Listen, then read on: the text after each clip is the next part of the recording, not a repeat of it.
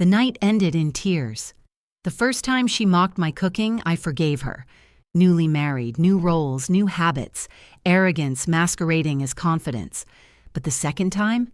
Christmas Eve, full house, full audience. She tasted my roast, wrinkled her nose, and whispered just loud enough, "Your food is old-fashioned, not fit for our guests." Guests I fed for 20 years. People turned away, pretending not to hear, pretending not to see the knife she slid under the tablecloth. My son laughed nervously, loyalty wobbling like weak jelly. I didn't shout, I didn't cry. Instead, I set my apron down like a queen removing her crown. "Then you should host next year," I said, smiling like a secret. Her eyes brightened with victory. Mine glimmered with calculation. She thought that sentence was surrender, that I was stepping aside. That she won. But giving someone a throne doesn't make them royalty, and giving someone a kitchen doesn't make them a cook. The credit card that buys the groceries, still mine. The family recipes that bind this house together, still mine. The reputation every guest whispers about after dinner, still mine. She had no idea that Christmas dinner would become the stage where her pride burned hot enough to scorch her own name. So I let her plan, let her brag, let her believe she owned December. And when the night finally came, the one she was so desperate to control, the guests didn't praise her. They fled. Stay till the end. You'll see exactly why. She entered our family with confidence beyond her experience. High heels clicking like applause she hadn't earned. A laugh that sharpened every time it pointed toward me. Her name is Vanessa. Even the name sounds like polished silver that's never cut bread. My son, Daniel, was blinded by her beauty, which is perfectly fine. Beauty is allowed its moment, but respect was supposed to be permanent. From the beginning, she treated traditions like clutter. My recipes? Too greasy. My tablecloth? Too old-fashioned. My Christmas decorations? Outdated like your cooking. Yet each year we gathered at my home, around my table, eating my roasted turkey and praising a holiday I curated like art. But last Christmas, she saw a chance to embarrass me publicly. She waited until every guest lifted their forks. She smirked at the turkey and announced, "Don't worry, next year the food will actually be edible." People laughed the way cowards laugh when they want to be safe. I watched Daniel freeze, torn between love and shame. A weak man hesitates when loyalty demands a backbone. He put his hand over hers like a child seeking approval. That was the moment I knew I was no longer dealing with a petty insult. This was a territory challenge, and I do not lose what I built. 2 weeks later, she arrived at my house unannounced, holding a stack of trend magazines. She flipped through pages quickly. "We'll do modern dishes next year. Minimal salt, low-fat everything, healthy food people actually enjoy." I let her speak. Let her believe her little rebellion mattered. Let the arrogance bloom, because pride tastes better when it falls from a height. I said, "Of course, dear. You host Christmas next year." If she had been wiser, she would have heard the quiet danger in my voice. But she was too busy winning a war I hadn't even started fighting yet. And so began her campaign, shopping sprees, Pinterest boards, cooking classes she found on TikTok, daily updates in the family group chat. "This year is going to be perfect." I never responded. Silence is the best fertilizer for insecurity. Behind that smile of hers was a fear she didn't want to name. What if it wasn't perfect? What if her Christmas didn't measure up to mine? She invited everyone, extended family, friends, neighbors, even that rude coworker who thinks gossip is dessert. Every week she demonstrated a new recipe, dry turkey cubes disguised as low-carb innovation, mashed cauliflower pretending to be mashed potatoes, dessert sweetened with guilt and disappointment. She'd stare at me every time she cooked, waiting for approval that would never arrive. "Don't you want to help?" she'd ask sweetly. "No," I'd answer. "This is your show." She smiled, but her eyes understood the sentence's true meaning. and you will take full responsibility for the results." Daniel kept asking me privately, "Mom, why aren't you upset? You always host Christmas." I smiled and kissed his cheek. "Your wife says she's ready. Let her prove it."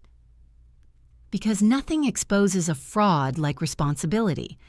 By December 20th, the kitchen became her throne room, timer alarms ringing like war drums, ingredients scattered like soldiers untrained and poorly led.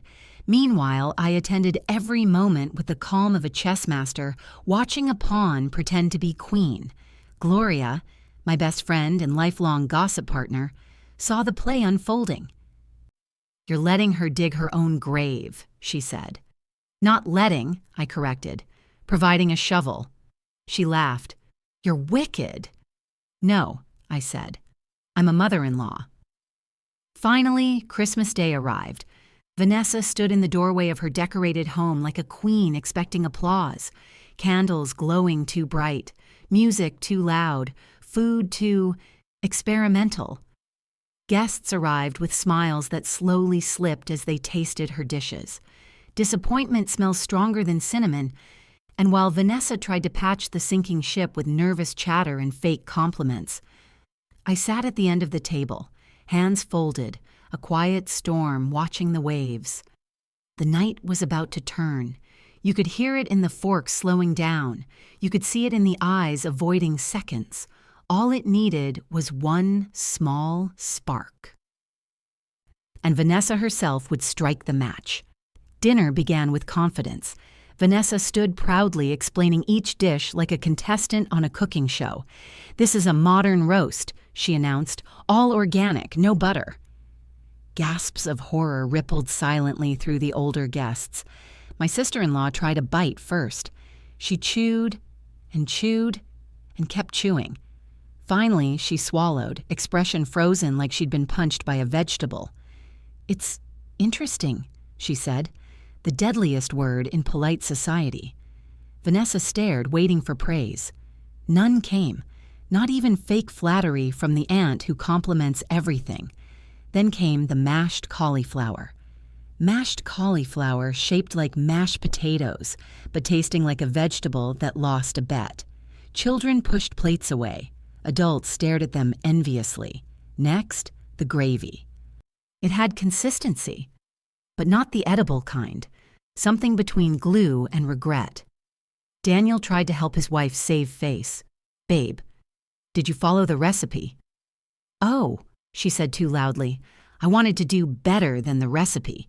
Somebody coughed into their napkin to hide laughter. Someone else reached for water, like salvation. I remained silent.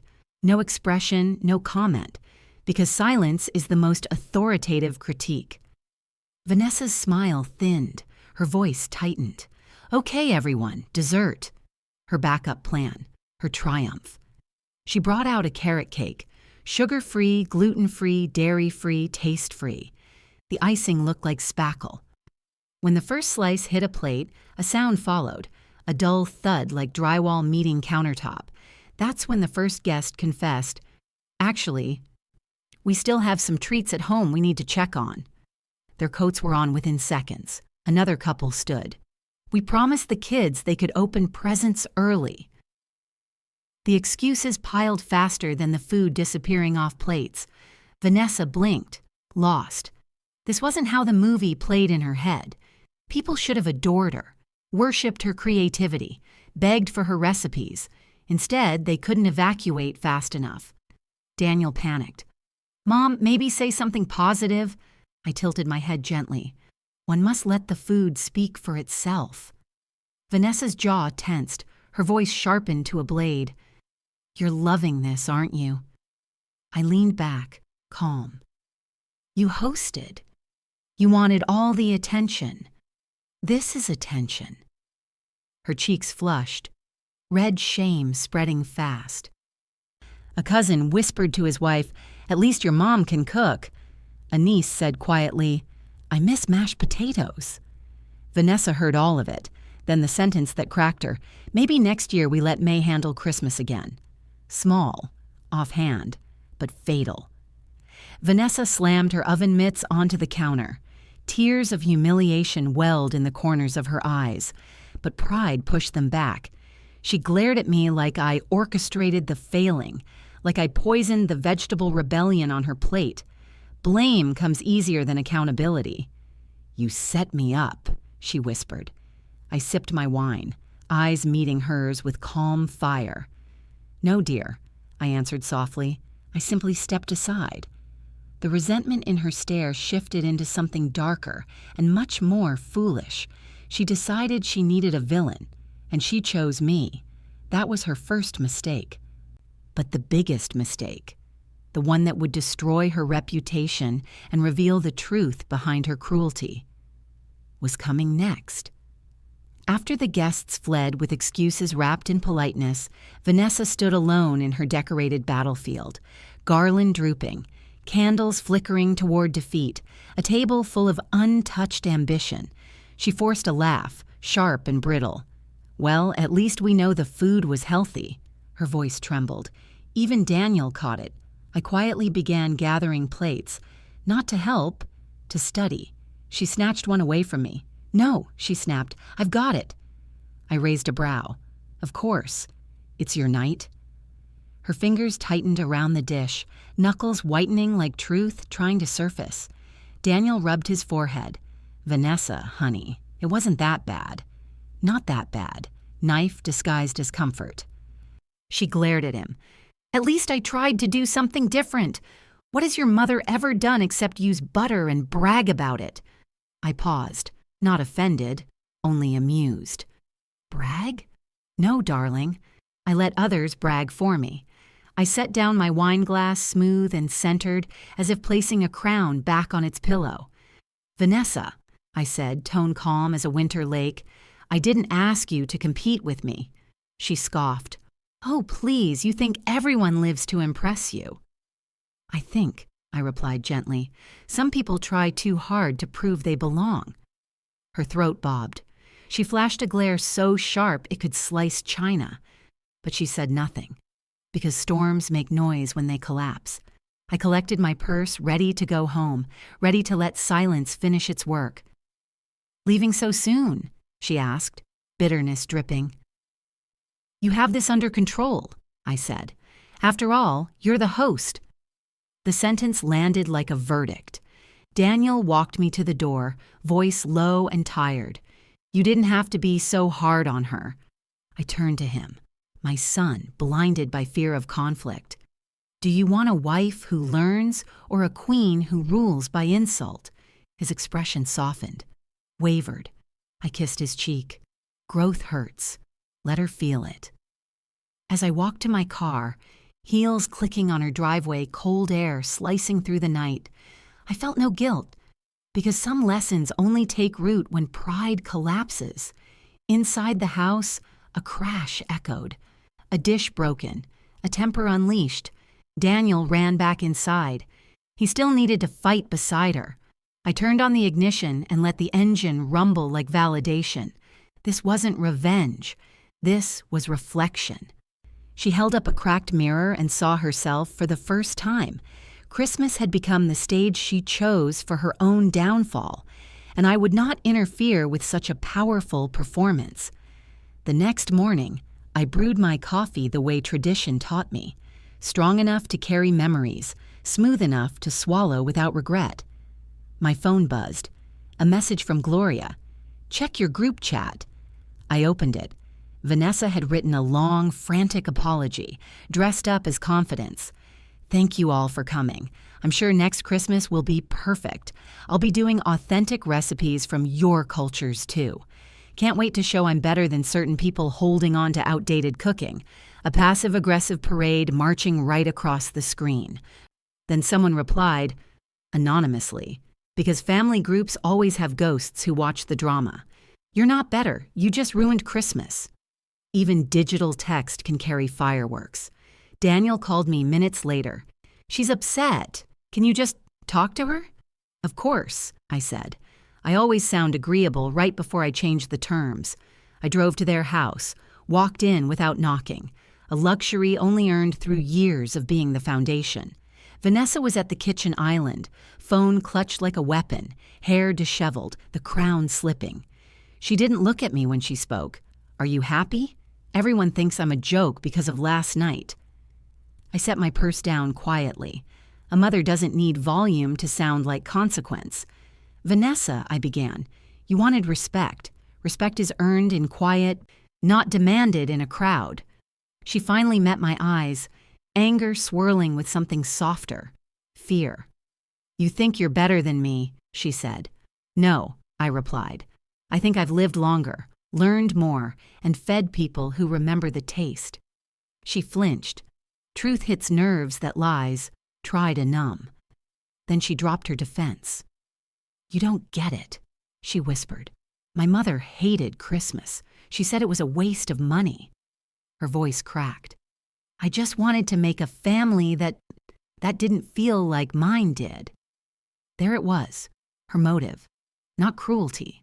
Wound. I softened, only slightly. "And you chose competition," I said, "instead of connection." She wiped her face.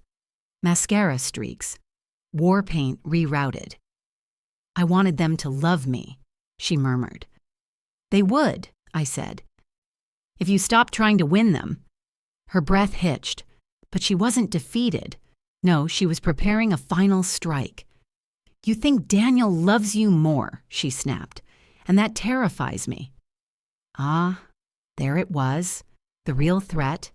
The battlefield was not food, it was affection. I leaned in close. "Daniel doesn't love me more," I whispered. "He loves me first." Her eyes widened, not insulted but awakened. "I'm not your enemy," I continued, "but if you keep fighting me, you'll lose a war you started against yourself." She stared, shaken, walls trembling. Then her pride pushed back. "Well," she said, voice sharp again, "I'm still hosting next year." I smiled kindly. "Of course you are." Because insisting on control despite reality is the hallmark of inexperience. Then something unexpected happened.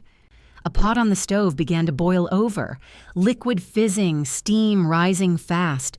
She yelped, rushing to it, a reminder that even her kitchen doesn't respect her yet. I turned off the burner before she burned her hand. A small gesture, noticed. "Let me show you something," I said, opening a cabinet she never used. Inside were my handwritten recipe books. Daniel must have moved them when I wasn't looking. Old pages lined with generations of survival and celebration. Vanessa froze. "I didn't know those were there," she said. "Of course not," I replied. "You were too busy reinventing things that were never broken." Silence fell. Truth seeping into the cracks, pride left open.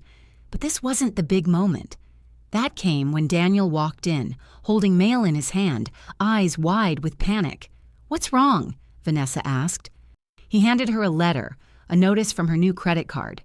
The balance was maxed out, late fees stacked, account past due. She frowned. "That's impossible. I paid." Then realization.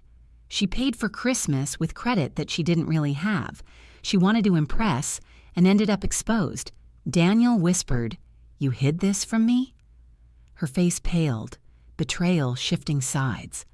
I stepped back, not intervening. A queen doesn't break marriages.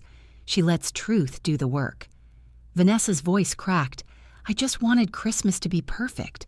I thought, if I made it better than hers, they'd love me."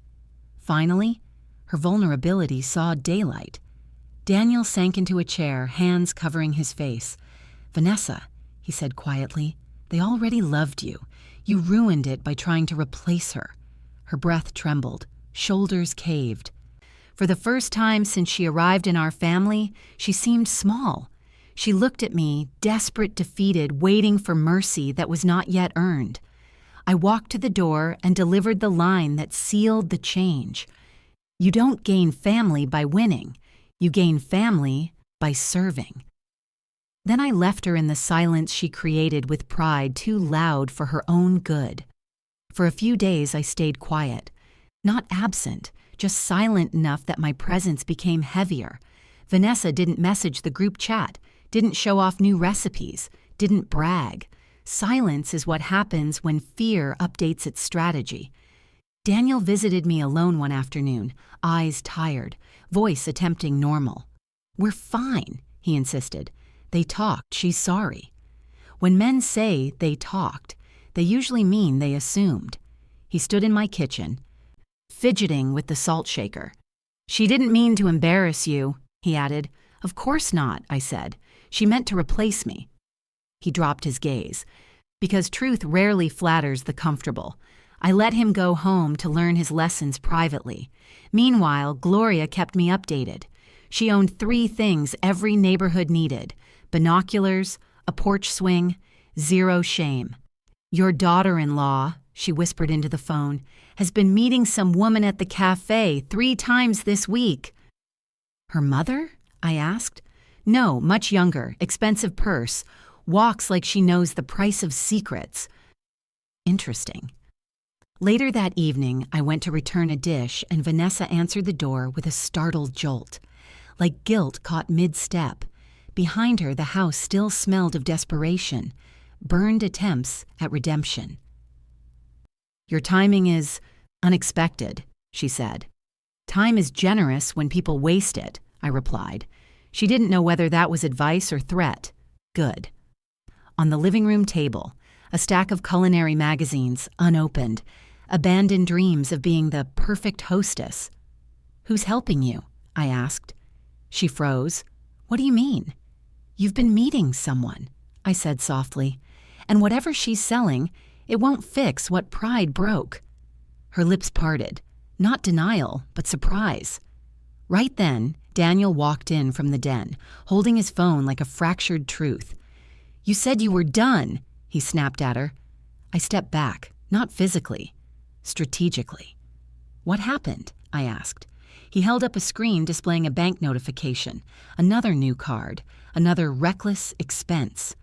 Vanessa rushed forward. "I'm trying to make next Christmas better. I'm learning from a chef. She says she can help me go viral, build a brand, get sponsors, make our family famous."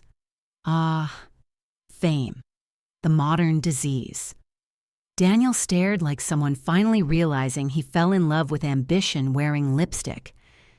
"You're being used," he said quietly. "She's charging you thousands to teach you nothing." Vanessa's voice cracked.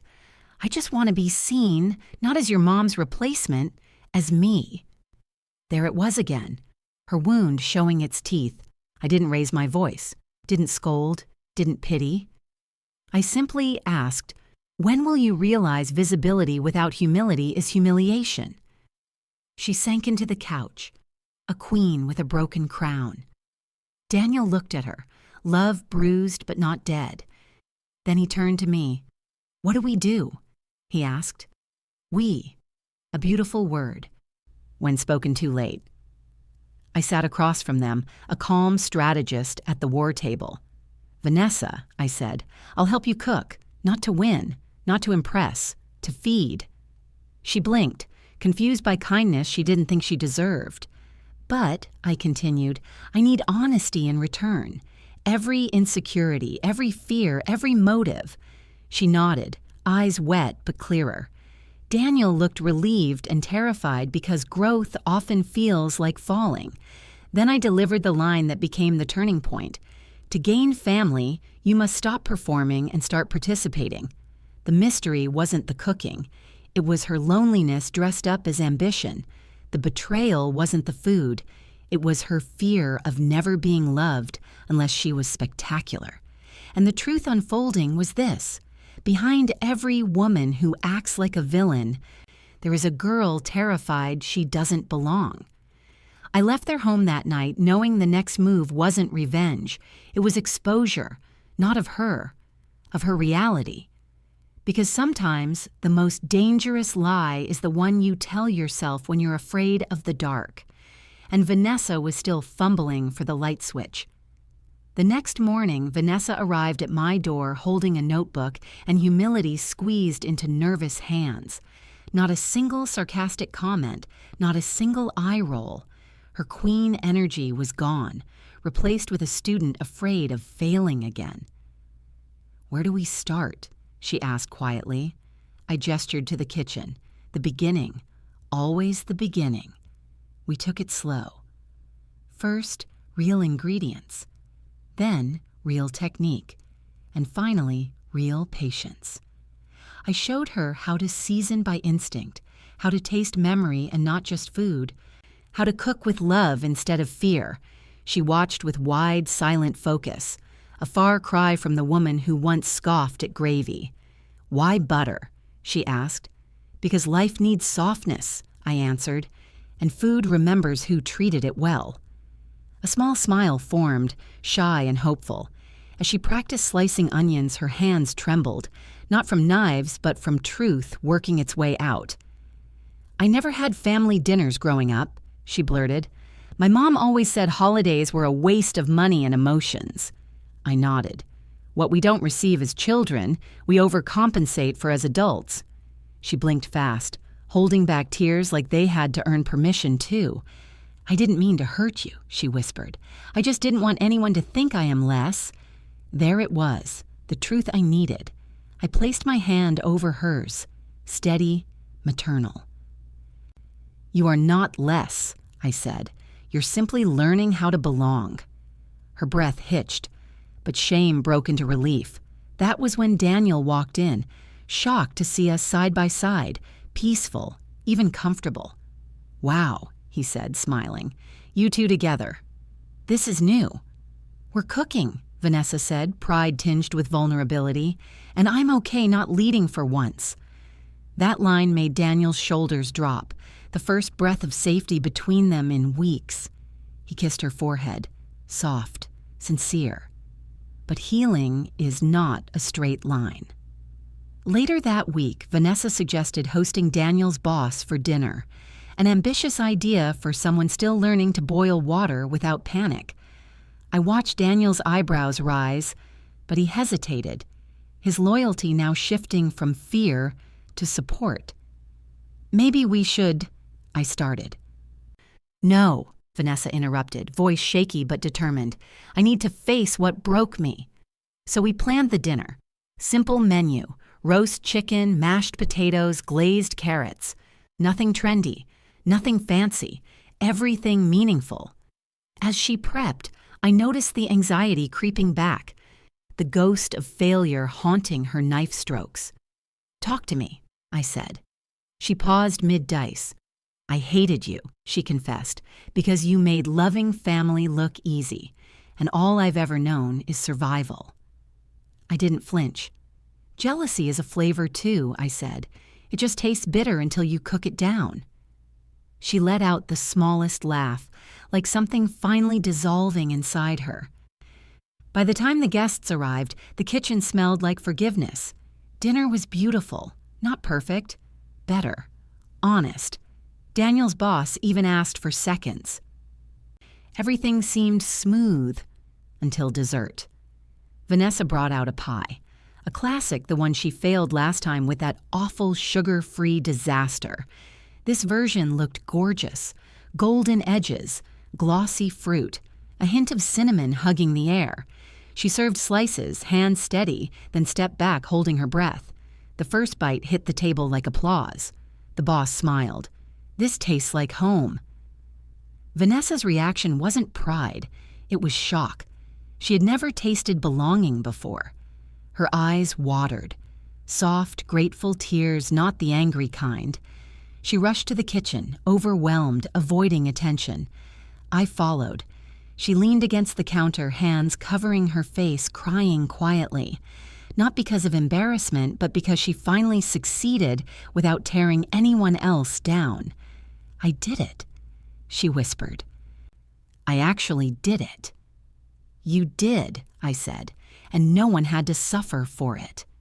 She looked up, and in that moment I stopped seeing her as a threat. I saw a daughter she never got to be. We walked back to the dining room together, her left hand clutching mine like a lifeline she'd finally allowed herself to grab. Guests laughed. Smiles bloomed. The night belonged to her, and she earned every second of it. Daniel wrapped his arms around her. The way he looked at her told me everything. She wasn't competing anymore. She was contributing. Before I left, Vanessa hugged me. That alone was enough of a miracle. "Thank you," she whispered, "for not giving up on me." I kissed her forehead, gentle but proud. "I don't give up on family," I said. "I build it." Truth had unfolded not as a weapon, but as a bridge. And the real victory? Not that guests stayed, but that love finally did too. The night after the dinner success, Vanessa called me. Her voice was soft but urgent. "Can we talk? Alone?" I arrived expecting tears, but she opened the door with eyes sharp and haunted. "We need to finish a conversation," she said. She guided me to the living room where the lights were low and courage sat tense in the air. She took a breath that sounded like a confession fighting to be said. "I was angry at you long before the cooking thing," she admitted. "I was angry the first day I met you." I didn't interrupt. Truth deserves space. She paced, fingers tangled in her hair. "You had what I wanted my whole life, a home where people gather, traditions that matter, a family who loves loudly." Her words cracked like glass, stepped on too hard. "And when I saw how Daniel looks at you," her voice dipped lower. "I never saw anyone look at my mother that way, and I never thought anyone would look at me that way either." I inhaled slowly. Jealousy, the villain behind so many tragedies. "You thought taking my place would fill that emptiness," I said. She nodded, eyes wet. "Yes, and when I failed, I hated you even more. Because you didn't even have to try." I leaned forward. "Vanessa, love isn't a competition. There's room for more than one woman in Daniel's heart." She shook her head. "You don't understand. You're the standard, and I'm terrified to fall short." There it was. Fear dressed as hostility. I reached for her trembling hand. "The goal isn't to replace me," I said. "It's to stand beside me." Her tears fell freely now. Not rage. Relief finally unclenching its jaw. She whispered, "I never wanted to be the villain in this family." I squeezed her hand. "Then stop playing that role." She let out a shaky laugh, half sob, half hope. But peace needed one more line, one truth we had both avoided. "You cannot demand belonging, Vanessa," I said. "You must earn trust, not force it." Her eyes widened, the hardest sentence landing soft but deep. She nodded slowly. "I will, I promise." For the first time, not an enemy, not a rival, a daughter asking to be guided. I stood. "You redeemed Christmas tonight," I said. "Next year will be even better." Her expression shifted, not panic this time. Determination. Because losing a battle had finally taught her how to love a home. As I reached the door, she called after me. "May?" I turned. "I used to think you wanted to control everything," she said. "But now I realize you were just protecting what you built." I smiled, warm and victorious. "And now," I replied, "we'll protect it together." She nodded, lighter than she'd ever been. A crown fitting properly at last. Daniel wrapped an arm around her from behind. His wife, his mother, both finally standing on the same side of the table. And as I stepped into the cool night air, a thought bloomed like a seed that finally found soil. Sometimes enemies are just family waiting to be understood. Redemption is never silent. It echoes through reputation. Word spread quickly that Vanessa recovered Christmas, not to impress anyone, but to honor the family she once challenged. Invitations came for her to host small dinners, aunts, cousins, neighbors. Each visit a new thread woven into her belonging. Every meal a statement. I want to be here. I'm learning how. But the real test would come in 1 year, Christmas, round 2. And this time, Vanessa was ready. No flashy promises in the group chat, no grand declarations, no bragging rights claimed in advance. She simply worked. Quiet, consistent, grateful work. I guided her, not as a rival, but as a mentor and mother. We planned the menu together. My roast turkey. her glazed carrots, my mashed potatoes, her homemade pie, a balance of tradition and growth. Daniel watched us in the kitchen sometimes, smiling the smile of a son who finally realized family isn't a competition, it's a collaboration. Christmas Day arrived with warmth instead of tension. Guests walked in, curious, last year's memories still haunting them, but they exhaled relief at the first bite. Laughter filled the room without force. Kids asked for seconds. Elders offered to take leftovers home, the highest culinary honor in our family.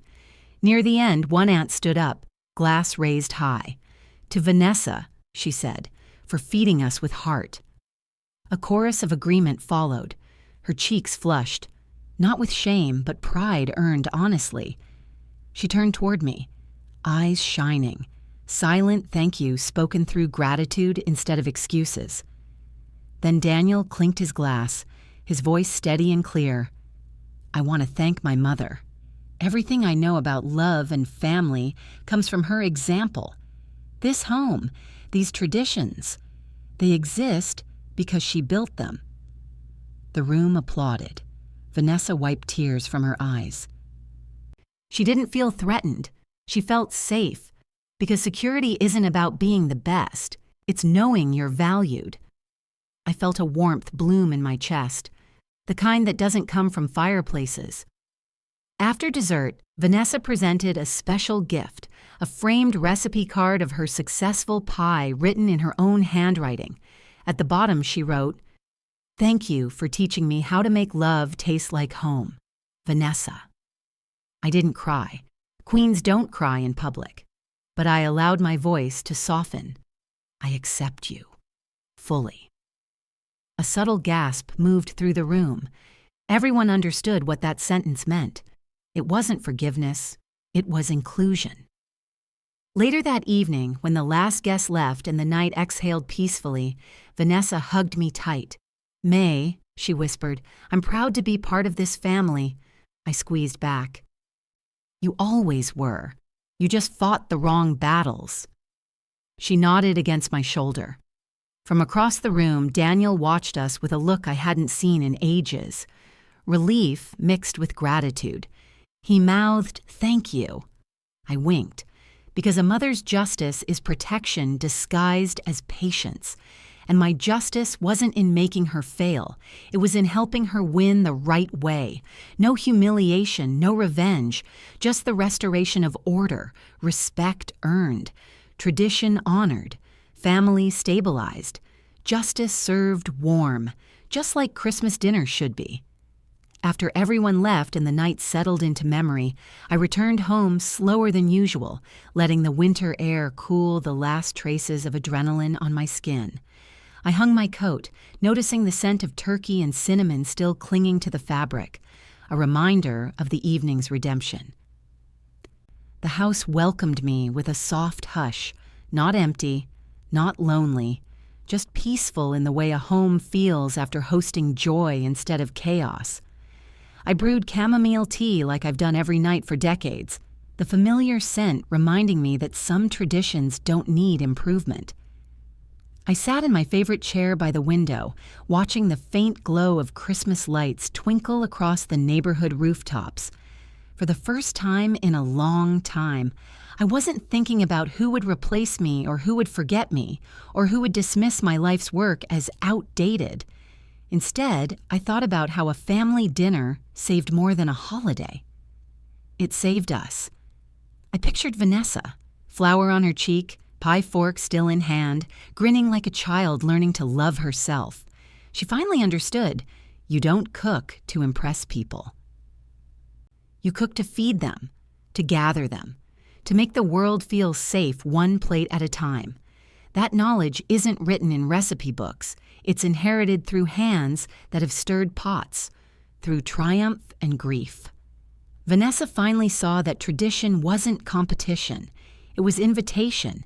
And Daniel, my sweet boy who once stood frozen between love and discomfort, now stood proudly between two women who learned to stand together. He left me a voicemail on the drive home. "Mom, thank you for everything. I am who I am because of you. I saved that message. Forever. As I sipped my tea, I thought back to last year. The tension, the shame, the runaway guests. People always assume the loudest moments change everything. But growth happens in the quiet, in the apology whispered through trembling lips. In the meal made with a steady heart, in the moment, pride steps aside so love can sit at the head of the table. I walked to the mantel and looked at the new family picture taken tonight, the three of us covered in joy and flower. I brushed my thumb over Vanessa's smile, not forced, not performed, real. It struck me then. I didn't win by letting her fail. I won by letting her rise. Her laughter in my kitchen, her warmth beside Daniel, her voice asking for help instead of applause. That was the justice I needed, not her humiliation, her transformation. Because legacy isn't a meal, it's the hands that learn to serve it. I put down the photograph and exhaled a prayer that sounded a lot like gratitude. The clock chimed softly. Midnight. A new day beginning with peace instead of fear. As I finished the last sip of tea, I smiled at my reflection in the window. A woman who didn't lose her place. A woman who refused to be erased. A woman whose kitchen became a kingdom shared, not surrendered. Some battles are won loudly, but the most powerful victories end with chairs still warm and plates wiped clean. Tonight the table was full. Hearts were full. And I was full of something beautiful. Respect remembered. Tradition restored. Family finally whole. Share your story below. Your voice might help someone heal too. And don't forget to like and subscribe for more powerful stories. And tell me in the comments where in the world you are listening from. I love to know how far these stories travel.